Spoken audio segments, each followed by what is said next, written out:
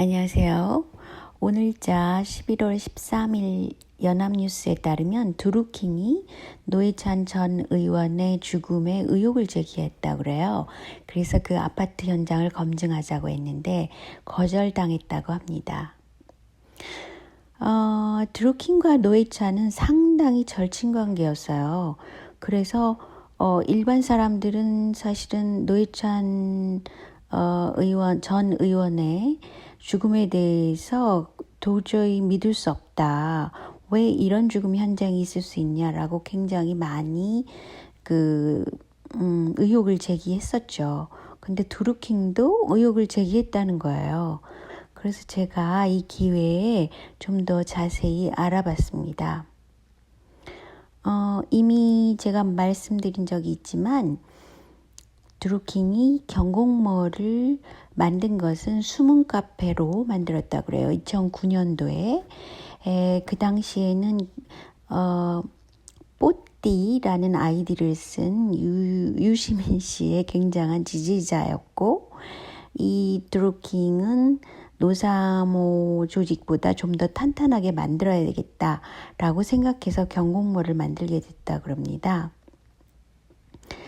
그런데 이 드루킹은 2012년 3월에 이루어진 그 통진당 비례대표 후보자 경선이 있었잖아요. 그 당시에 민노당 당권파인 이정희 계파와 유시민 참여 계파가 갈등하고 싸움이 났고 그랬죠. 그런데 그 당시에는 하도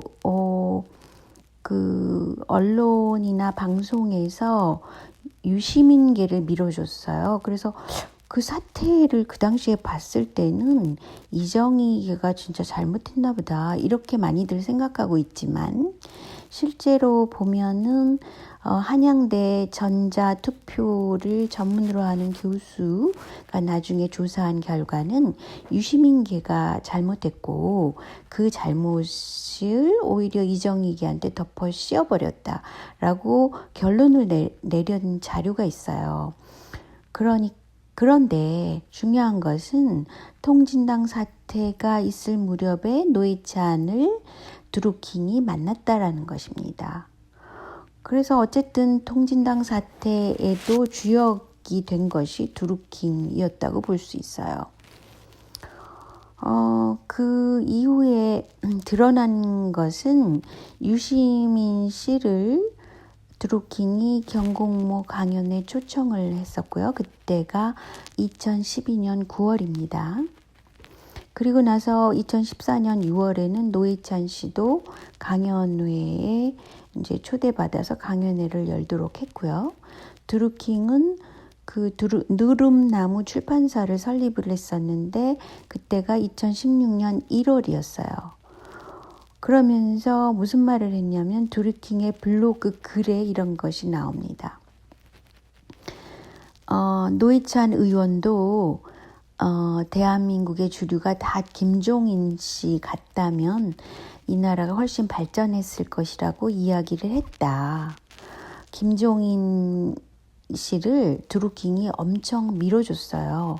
왜냐하면 김종인 씨가 그 토지 공개념도 주장을 했었고 경제민주화라는 개념 또 의료보험을 도입한 것도 김종인의 공이라고 합니다. 그래서 그 김종인의 을 내세워가지고 사실은 나중에 더 민주당이 된 것이죠. 탄탄하게 된 것이죠. 그래서 어찌 보면 드루킹이 주장한 김종인 대표가 주장한 여러 가지 정책을 그대로 했던 것이 어떻게 보면 더민주당의 정책과 이렇게 합치된 그런 면이 있다고 볼 수 있어요. 어쨌든 2016년 3월에 경공모의 그러니까 경제적인 살림을 맡은 서육이라는 그 박 씨로부터 노회찬은 후원금을 받았다고 그래요. 그래서 드루킹은 공직선거법 위반으로 걸려 있는 것입니다. 그리고 서유기는 매크로도 구입했다고 그래요. 2016년 하반기 전까지는 두루킹은 정의당 진성 당원이었지만 하반기 이후부터는 민주당 당원이 돼버렸어요. 그랬는데 두루킹이 상당히 그 문재인 지지를 위해서 한 선거 전략이나 또 노회찬을 지지했거나 정의당을 위해서 했거나 그런 것은 굉장히 많은 자료들이 있더라고요. 그런데 그 자료들이 이제 검증 상태가 됐을 때 2018년 4월 18일 날 노회찬 씨는 두루킹을 자기는 이번 잘 몰랐다. 처음 알았고 또 두루킹은 문재인과 연루된 관계가 절대로 아니다. 라고 일종의 거짓말을 하게 됩니다. 그러면서 유시민 씨는 노회찬 씨와 더불어 특검을 아주 반대했어요. 이 제가 지금 말씀드린 자료는 연합뉴스, 경향신문, 조선일보, 중앙일보 이런 자료들 또 드루킹의 블로그까지 모든 자료들을 총괄해서 제가 말씀드린 겁니다. 어쨌든 노회찬과 드루킹은 굉장히 절친관계라고 볼 수 있습니다. 그래서 특검을 반대한 것이죠. 근데 유시민은 이 사건이 막 크게 됐을 때 매크로를 사용 안 했다. 그런 일은 거의 일어나지 않았다. 라고 단언한 적이 있어요. 그러니까 유시민과 오히려 노회찬과 유시민 또 드루킹은 서로 깰 수 없는 관계로 연결돼 있다는 거죠. 그러면서 나중에 노회찬이 이제 미국에서 돌아와서 국회에서 봅시다 라고 말한 상태에서 그 다음날 죽은 시체로 나타났고 장례식을 거하게 치르게 됐죠. 그리고 후원금도 많이 모았죠. 노회찬 재단까지 만들었고 정의당이 사실은 이 사건으로 인해서 오히려 지지율이 많이 떨어졌다고 볼 수 있어요. 실제 지지율은 10%까지 올라갔었는데 이 노회찬의 죽음에 대한 의혹이 너무 강했었기 때문에 오히려 정의당의 지지율이 떨어졌었죠. 그런데 그 시체가 나타난 것에 대해 여러 의문점이 있었는데 그 떨어지는 그 몸의 각도가 일단 너무 이상했다. 또 CCTV가 작동이 안 된 곳이었다. 또 떨어진 곳에 핏자국이 없었다.